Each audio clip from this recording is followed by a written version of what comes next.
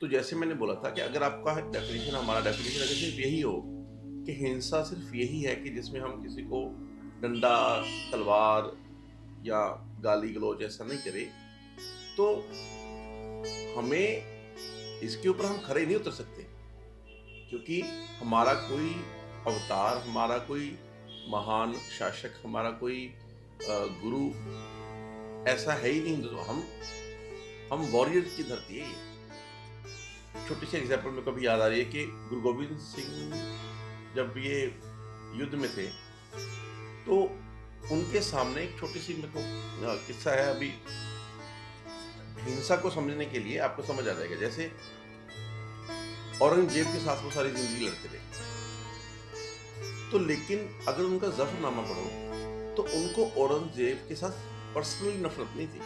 एक छोटी सी गांधी जी की मेरे को बात याद आ रही है कि वो किसी के घर गए तो उनको ना थोड़ी सी स्मेल आई। उन घर बिल्कुल चकाचक, बिल्कुल एकदम साफ, और जैसे रॉयल घर बनाते हैं, तो लेकिन घर के पीछे से एक गंदा नाला जा रहा था। तो उन्होंने बोला कि मेरे को कुछ स्मेल अजीब सी आ रही है। तो वो बोले कि हम दरवाजा बंद कर देते हैं, पीछे एक नाला, उसकी स्मेल आ रही है। तो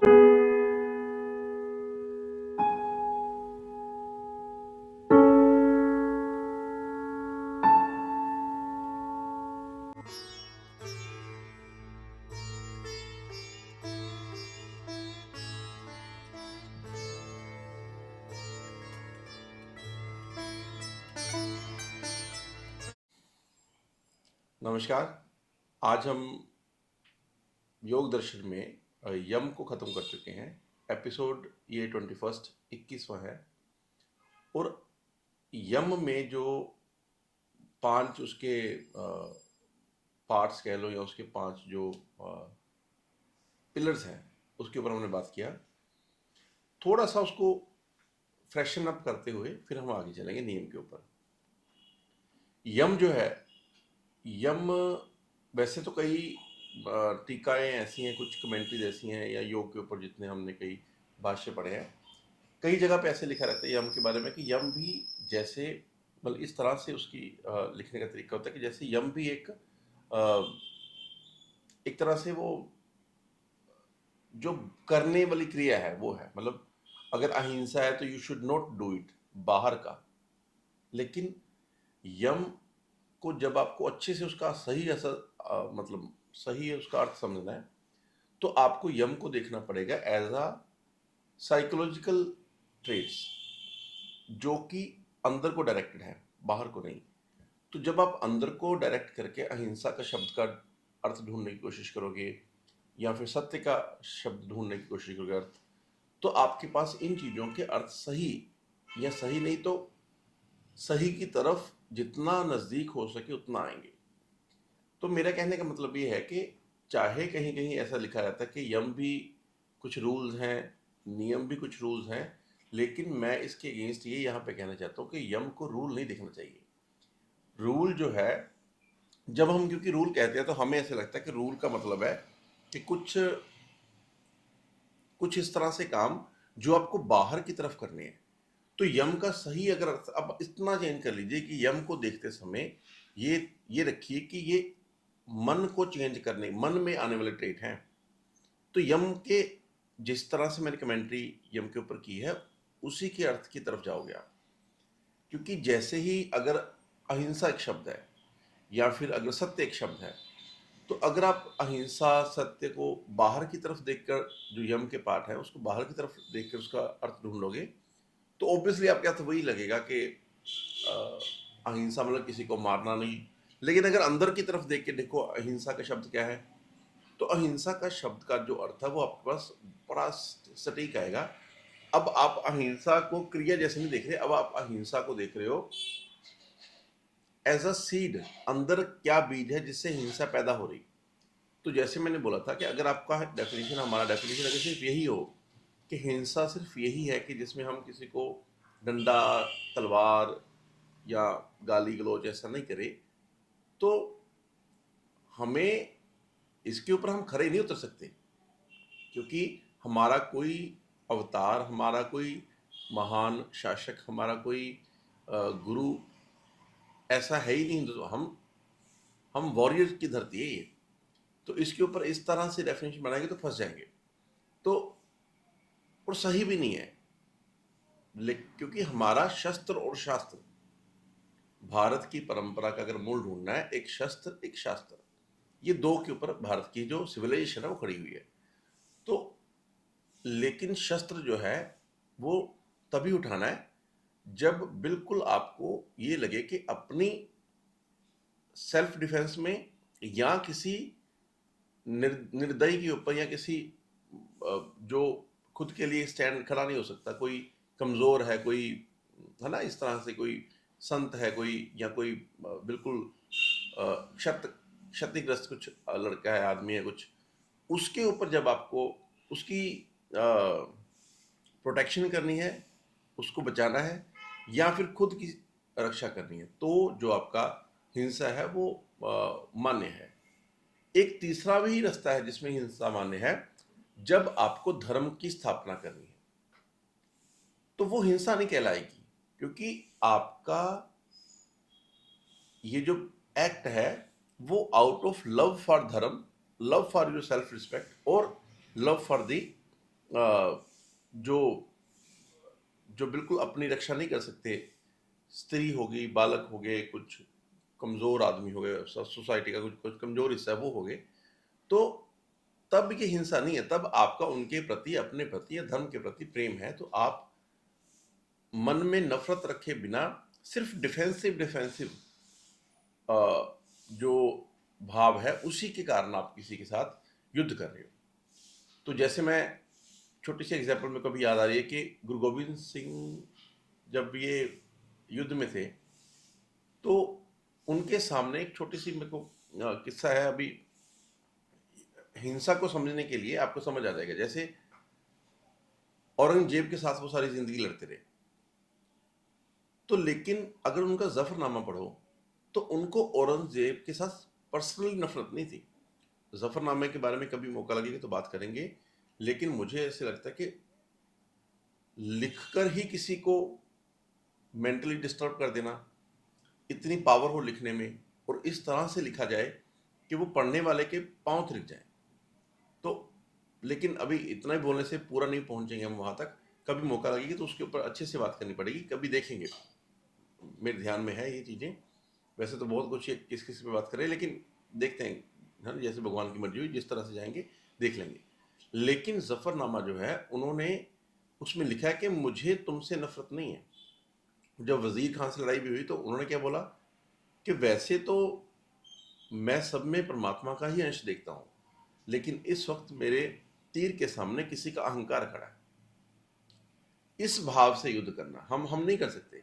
हम क्या करते हैं, एक्शन बहुत कम करेंगे, लेकिन अंदर बिल्कुल आग बबूला हो जाएंगे। तो अहिंसा जो है वो उससे बिल्कुल विपरीत है कुछ, कि अंदर आपको उसके प्रति दया ही है। कृष्ण की जीवन देखो कि जब जो सुदर्शन उठा रहे हैं वो गुस्से में पागल नहीं हो रहे, उनके चेहरे पे मुस्कान बनी हुई है, लेकिन उनको लगता है कि अब इसका हो गया, इसको माना तो सुदर्शन उठा लेते हैं। तो यही फर्क है अहिंसा का। अहिंसा का मतलब एब्सटिनेंस फ्रॉम दी वेपन्स नहीं है।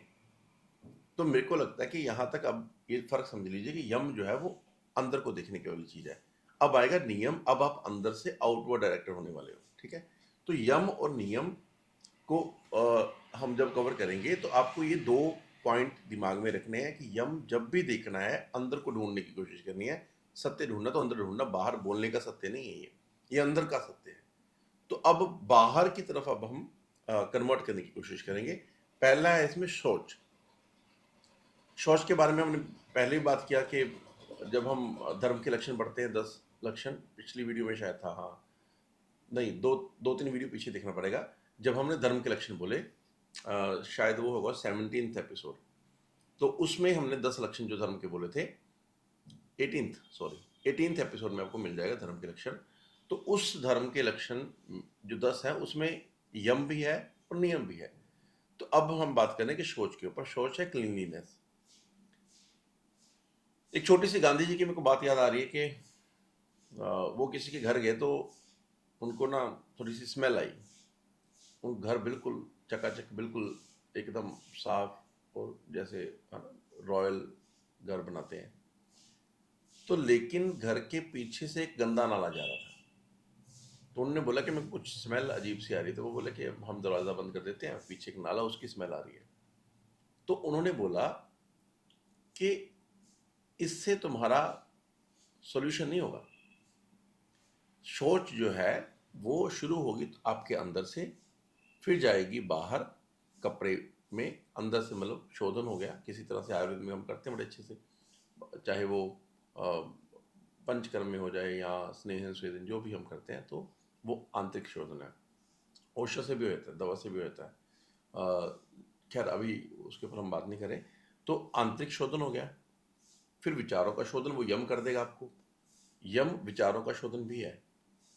और फिर आप आगे बाहर के जो पहनना है वो शौच साफ हो, और फिर आपको जो आपका घर है वो साफ रखना है। फिर उसके बाद आपको मोहल्ला, शहर और देश, ये धर्म हो गया। तो शौच जो है वो सिर्फ मंदिर वाला कमरा ही साफ करके और बाकी बाहर ऐसे ही शौच का ध्यान नहीं देंगे तो वो नहीं है। शौच जो है वो थोड़ा सा बड़े लेवल के ऊपर आपको देखना पड़ेगा। तो ये हो गया शौच। शौच के बाद जो दूसरा पॉइंट है वो है संतोष। संतोष होता है सेटिस्फेक्शन फ्रॉम लाइफ।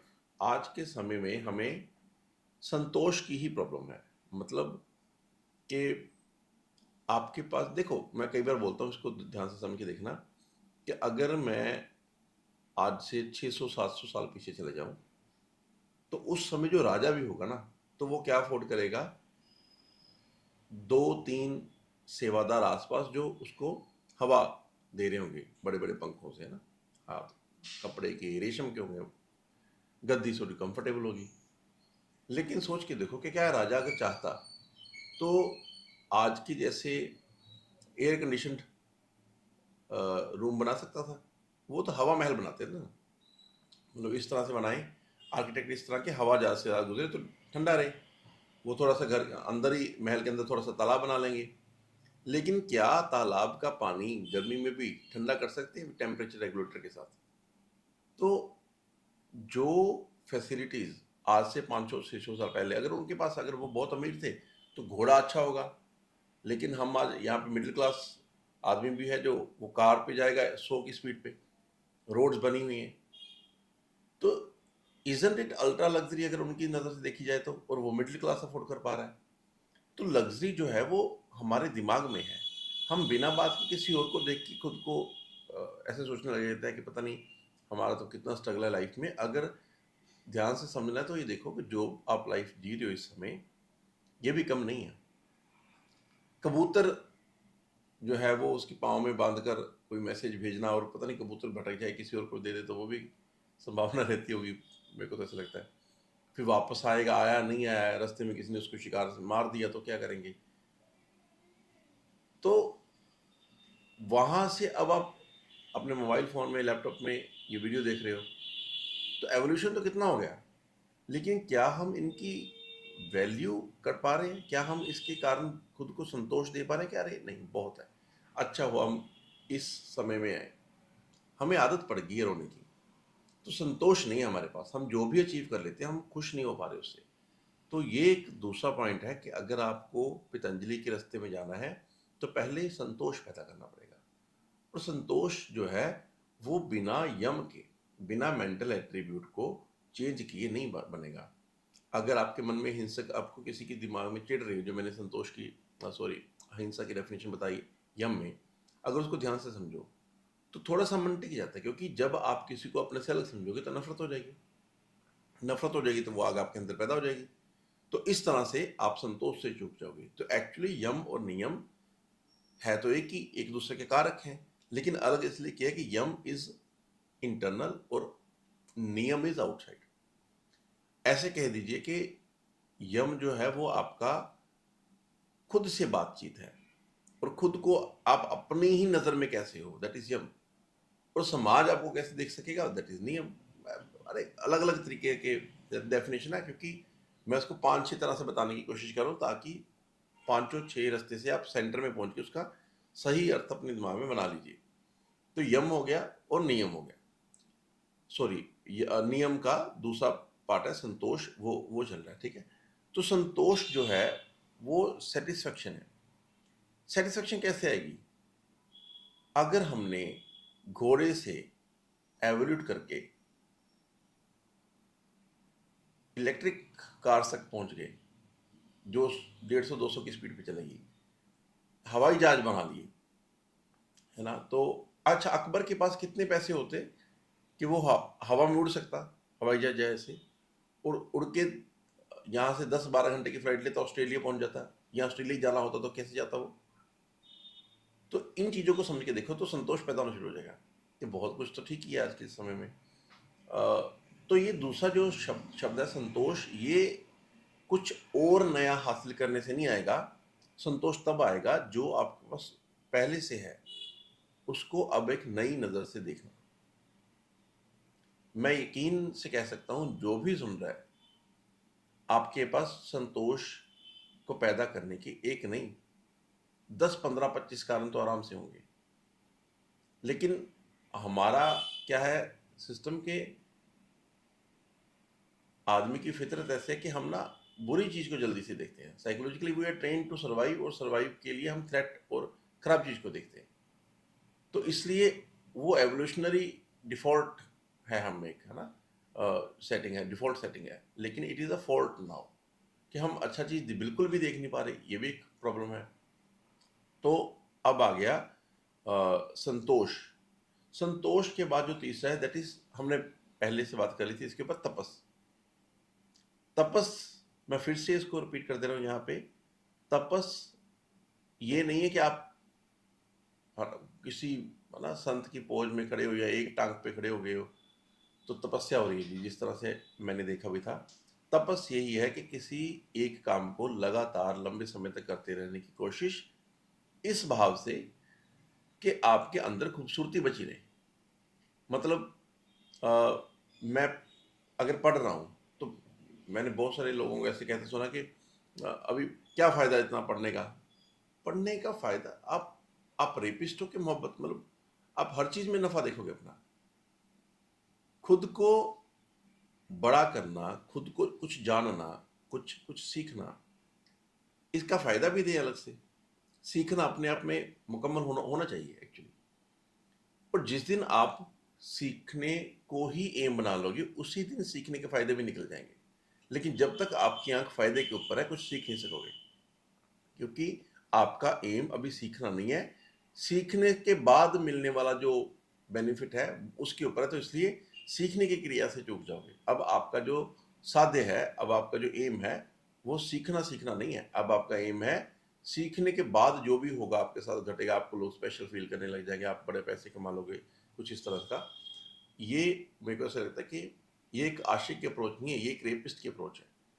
तो इसलिए इस आंख से, इस एटीट्यूड से आपको चीज़ों को नहीं दिखना चाहिए। ये हो गया तपस। तपस के बारे में हमने अच्छे से बात कर ली थी, इसलिए मैं बहुत ज़्यादा डिटेल में नहीं जा रहा। अब आएगा उसके आगे ईश्वर प्रणिधान या स्वाध्याय, जैसे भी कर ली, दो हैं। स्वाध्याय पहले कर लेते हैं। स्वाध्याय यही है कि जैसे मैं कुछ पढ़ रहा हूँ, मान लीजिए मेरे को पतंजलि ही है, जो भी मैं बोल रहा हूँ, तो आप कोशिश ये भी कीजिए कि इसको सिर्फ आराम से लेट कर सुन रहे और ख़त्म करनी कोशिश कीजिए। इसके नोट्स होने चाहिए, इसको फिर ओरिजिनल टेक्स्ट ढूंढो। तो इस मेरी कमेंट्री, फिर ओरिजिनल टेक्स्ट, 5-6 लोगों की और कमेंट्री, कुछ मिलाकर करोगे तो पतंजलि के पास जाने शुरू हो जाओगे। और इस सारे प्रोसेस में आपको ये भी करना है कि पतंजलि का जो अभ्यास वाला पार्ट है, हम आगे करेंगे इसके ऊपर, उसको भी साथ साथ रखो। मतलब ऐसा नहीं है कि सिर्फ it is just a superficial act कि अच्छा आराम से चल रहा है, साथ में सब्जी काट रहे हैं, साथ में देख रहे हैं। तो पतंजलि इतना भी, मैं कई बार बोलता हूँ कि किसी आदमी ने मास्टर्स करनी है किसी सब्जेक्ट में, या फिर एक क्लरिकल जॉब के लिए भी अप्लाई करना, तो उसके लिए 1-2 साल की लगन लगती है। कोई आपको एग्ज़ाम क्रैक करना होता है, तो पतंजलि इतना इजी तो नहीं लेना चाहिए ना। तो इस तरह से थोड़ा सा समझने की बात है। जैसे मैं कुरुक्षेत्र में था, तो वहाँ पे एक आदमी था वो, मैं गाड़ी का टायर पंचर लगवाने गया, तो कुरुक्षेत्र में थोड़ा सा इन्फ्लुएंस है गीता का। तो वहाँ पे 6-7 महीने में रहा था, तो एक आदमी से थोड़ी सी दोस्ती होगी, कभी हॉस्पिटल जाना रास्ते से, तो थोड़ा सा हवा हवा गाड़ी की चेक करवानी। तो वो रोज मेरे को बताता किसी तरीके से कि गीता तो मेरे को बहुत सालों से पढ़ रहा हूँ जी मैं। और पेशेंट भी कई बहुत सारे ऐसे हैं आ रहे हैं डिप्रेशन लेके, और बोल रहे हैं कि मेरे को गीता पढ़ने का शौक है इतने सालों से। मुझे ऐसा लगता है कि कहाँ गलती हो गई, मतलब, है ना। और उस आदमी को अगर बोलो कि हिंदी अच्छे से पढ़ दे, जो मैं कुरुक्षेत्र में, है ना, टायर में हवा भरता था, या फिर कुछ पता हो कि दर्शन क्या है, या फिर कुछ पता हो, मतलब थोड़ा सा भी उस उपनिषद और पुराण में फर्क क्या है, इतना ही, मतलब बिल्कुल छोटे छोटे सवाल, तो वो भी नहीं पता। लेकिन उसको ऐसे लगता है कि गीता के प्रति आपकी श्रद्धा हो सकती है। लेकिन मैं, मेरा सिर्फ इतना कहने का मतलब है कि गीता ऐसा ग्रंथ है कि जिसकी 10th नहीं पास हो रही उसको गीता समझ आ रही है, मतलब ये देखो, इजंट इट इंसल्ट। ये इतना इजी तो नहीं हो सकता ना, इतना इजी है तो फिर हम इसको इतना बड़ा क्यों रख के बैठे हैं। तो हम, मेरा सिर्फ इतना यहाँ पे एक वो है आइडिया कि जिस ग्रंथ की जितनी वैल्यू उतनी तो दे दीजिए ना उसको, कि मतलब अगर, अच्छा एक और इसको समझने के लिए देखिए, जैसे पतंजलि है, पतंजलि का प्रैक्टिकल एस्पेक्ट भी है एक। जैसे मैं बोलता हूँ कि सांख्य और योग, है ना, सांख्य योगे पृथक वाला न वदंती पंडिता, गीता में लिखा है कि सांख्य और योग जो है इसको अलग अलग समझने वाला बुद्धिमान पंडित नहीं हो सकता। तो ये इस तरह की बात है कि आपकी मास्टर एमएससी केमिस्ट्री को कर रहा है लड़का, तो वो कोई लैब में एक्सपेरिमेंट कर रहा है, और उसके साथ छोटा बच्चा रोज जा रहा है, तो वो याद कर लेगा कि अच्छा ये सफ़ेद वाली चीज़ को पानी में डालो तो आग लग जाती है, इसको ये मिलाओ तो ब्लू कलर आ जाता है ये। लेकिन उसको पता नहीं कि इसके पीछे साइंस क्या है। उसी तरह से जब आपको ये सब शारीरिक क्रिया, हम लेटे पड़े हैं जी योगा मैट के ऊपर, और बड़ा फैंसी एसी चलाकर, या फिर कुछ नए नए एक्सपेरिमेंट कर रहे हैं कि टांग को गर्दन के पीछे फंसा लिया, या फिर मैं ये भी कर सकता हूँ, मैं घुमा के हाथ इधर से लेके आ सकता हूँ। तो ये इस तरह की बात है कि आप है तो छठी के 5वीं छठी वाले स्टूडेंट, एमएससी केमिस्ट्री की क्लास में जा रहे हो, आपको लग रहा है कि आपने देखकर सब कुछ सीख लिया कि ये वाला जो इस शीशे में जो सामान है इसको इसमें डालोगे तो ये ब्लू कलर आ जाता है, इसको इसमें डालोगे तो धुआं निकल जाता है। तो कई बार हम इन ग्रंथों को सिर्फ इस तरह से जान लेते हैं, तो लेकिन आपको पूरा का पूरा उसके पीछे जो प्रोसेस है, that is the change in your soul, that is the change in your heart. जब तक अंदर से नहीं आपके बदलेगा कुछ, तो बाहर से आप कितने भी कपड़े बदलते रहो, या कोई किसी पोज में बैठ जाओ, तो अंदर से जब तक आपके कुछ ठहराव नहीं आया तब तक ये काम नहीं करेगा। तो स्वाध्याय का मतलब है सिर्फ मैंने बोला और आपने सुना और आपको लग गया, आपको आ गया, इतना भी इजी नहीं है। इसमें आपका अपना एफर्ट होना चाहिए। स्वाध्याय का मतलब हर बार ये नहीं कि आप किताब खोल के ही पढ़ रहे हो, हालांकि किताब खोलना उसका बड़ा अच्छा ट्रांसलेशन है स्वाध्याय का, लेकिन स्व अध्यय, खुद अध्ययन करना, तो उसमें ज़रूरी नहीं कि किताब, कुछ भी जो भी आप पढ़ रहे हो उसको 10 बार लिख के देख लो, उसको उसको याद करके देख लो। अगर उसको आप सीख कर 1 घंटा बोल के देखोगे तो भी ये स्वाध्याय है, क्योंकि आप अब उसके ऊपर कमांड बना रहे हो। और ये साइकोलॉजिकल प्रूवन फैक्ट है, जो जब आपने कुछ सीखा, इसको थोड़ा सा ध्यान से समझ लेना, जब आपने कुछ सीखा अगर उसको अगले 24 घंटे में रिपीट नहीं किया, तो वो जो सीखने का जो आपके ब्रेन में एक न्यूरॉन कनेक्शन बना वो टूट जाएगा, और उसको 7 दिन बाद फिर से रिपीट करना पड़ेगा, 1 महीने बाद फिर से रिपीट करना पड़ेगा, और 1 साल बाद फिर से रिपीट करना पड़ेगा। अब वो जो कनेक्शन है, अब वो कनेक्शन थोड़ा सा ब्रॉड हो जाएगा, अब वो पाथवे बन जाएगा। तो जिस दिन पाथवे बन गया तब आपके थोड़ा बिहेवियर में पाथवे को भी रेपिटेशन की जरूरत रहती है। बचपन में आपके पास जो शौक थे, जो आपका बिहेवियर था, अब वो नहीं है, तो लेकिन उस समय उनके पाथवे ही थे, अब डिजोल्व हो चुके। तो इसलिए जिस तरह जो आप चाहते हो उसके ऊपर अभ्यास बड़ा जरूरी है। चाहे आप, अगर आपको एक सज्जन पुरुष बनना है, संतोष ही चाहिए, तो संतोष उस समय आप में, संतोष का जौहर दिखाने का समय उस समय है जिस समय आपके सामने कोई हिंसा का माहौल बन गया। अगर हिम्मत है तो उस समय संतोष दिखाओ। घर में कोई उलझ गया तो आपका भी मन करेगा मैं भी बीच में 4 गाली बक दूं तो ठीक रहेगा, उस समय संतोष दिखाओ। तो दिस इज द थिंग कि आपको, जैसे मैं कई बार बोलता हूँ कि जैसे कुछ लोग ऐसे बोलते हैं कि वैसे तो मैं आदमी बड़ा अच्छा हूँ, लेकिन मेरे से गलत बात जो है वो बर्दाश्त नहीं होती। तो ये एक ऐसी बच्चों जैसी बात है कि आपको सिर्फ अच्छी अच्छी बातें हजम होती है, तो अच्छी बातें में बर्दाश्त करने जैसा है ही क्या, गलत बात ही तो होती है जो बर्दाश्त करनी होती है। तो दिस इज आइडिया कि संतोष जो है पतंजलि का, वो उस समय दिखाना है जब असंतोष का माहौल बना हो। आप आराम से किसी को बुला नहीं रहे, कट के बैठे पहाड़ के ऊपर, और कोई फोन किसी सबको अवॉइड कर रहे हो और बोल के हाँ एक दिन की बड़ा संतोष मिल गया, या कोई पार्टी क्लब में चले गए, लोगों को रिजेक्ट कर दिया, दारू पी के गिर गई, उठा ही नहीं जा रहा, तो अगले दिन ना कोई फोन उठाया जा रहा, मतलब मैं संतोष में रहा एक दिन। तो इस तरह का हल्का संतोष नहीं चाहिए। संतोष उसी समय आपको प्रैक्टिस करना है जब आपको, अच्छा कुछ लोगों को ऐसा लगता है कि जो संतोष है वो हमारे घर में नहीं है, बाहर है संतोष, तो बाहर को भागते हैं। तो मैं अक्सर बोलता हूँ कि घर खाली है, उसमें एनर्जी आप ही की है। लेकिन ऐसा कह देना वो बिल्कुल ऑफेंड की तरफ हो जाता है आदमी को, क्योंकि हम सच सच के ऊपर भाषण करना चाहते हैं, लेकिन हम सच जानना नहीं चाहते। तो इसलिए खैर अब हम थोड़ा सा उसके डिटेल हो चुके हैं। तो मैं ये बताना चाहता था कि पहला है सोच, दूसरा है संतोष, तीसरा है स्वाध्याय। स्वाध्याय है जो खुद पढ़ोगे, जो खुद जाना आपने, मतलब मैंने कहा कि ये चीज एग्जिस्ट करती है ना, और आपने उसको ऐसे ही मान लिया, तो ये स्वाध्याय नहीं हुआ। जब तक आप उसको खुद वो सफर नहीं करके वहां तक नहीं पहुंच जाते, आपको मानना नहीं चाहिए, आपको उसके ऊपर चलने की कोशिश करनी चाहिए। तपस, स्वाध्याय, और आखिरी जो है हमारे पास एक तपस का छोटा सा, मैं मेरे को लगता पॉइंट छूट गया था। तपस जो है उसमें एक सबसे जो खास चीज है ना, वो यही है कि आप में चिड़चिड़ापन नहीं आना चाहिए। मतलब मैंने पिछली वीडियो में बात किया था कि लोगों को ऐसा लगता है कि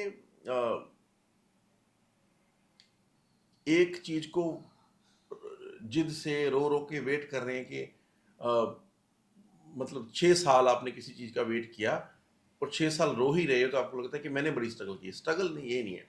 स्ट्रगल ये है कि आपको पता है कि आप एफर्ट कर रहे हो, रोज रोज रोज एफर्ट कर रहे हो, अभी वो चीज आपको मिली भी नहीं, फिर भी आप उसी एनर्जी से, उसी खूबसूरती से, उसी शौक से, उसी उसी स्माइल से, उसी उसी नीयत से काम कर रहे हो। ये है तपस। तपस बड़ा गहरा है चीज, समझने वाला।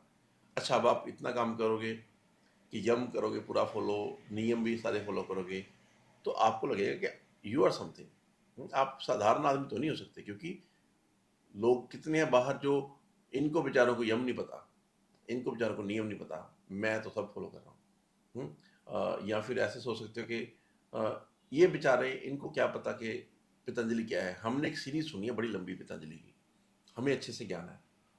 तो इस तरह से करोगे तो भी पतंजलि से जुड़ जाओगे। तो इसलिए पतंजलि ने जो नियम है, नियम में आखिरी क्या रखा है, ईश्वर प्रणिधान। कि अगर आपको के पास ज्ञान है भी, तो वो ज्ञान, surrender that knowledge to God. मैंने बोला था ना पीछे भी कि भारत में एक बड़ी खास है कि हम बोलते कि हम ये नहीं कहते वही डिड इट, हम ये कहते हैं ईश्वर की कृपा से हो गया, भगवान की कृपा है। कोई बोले कि आप खुश हो क्या, हाँ भगवान की कृपा है जी। ये ईश्वर प्रणिधान का ही अंश है। हालांकि कहते समय अब हमें अहंकार आ गया, अब हमारे पास सिर्फ शब्द है, उसका एहसास नहीं है, लेकिन शब्दों से ये संकेत मिलता कि कभी हम किस तरह के थे, तो ही तो हमारी भाषा इस तरह से बनी है। तो इसलिए ईश्वर प्रणिधान जो है वो ये जो नियम है उसका अंतिम है, लेकिन सबसे जरूरी पार्ट है। तो अब हमने कर लिया यहाँ तक यम और नियम।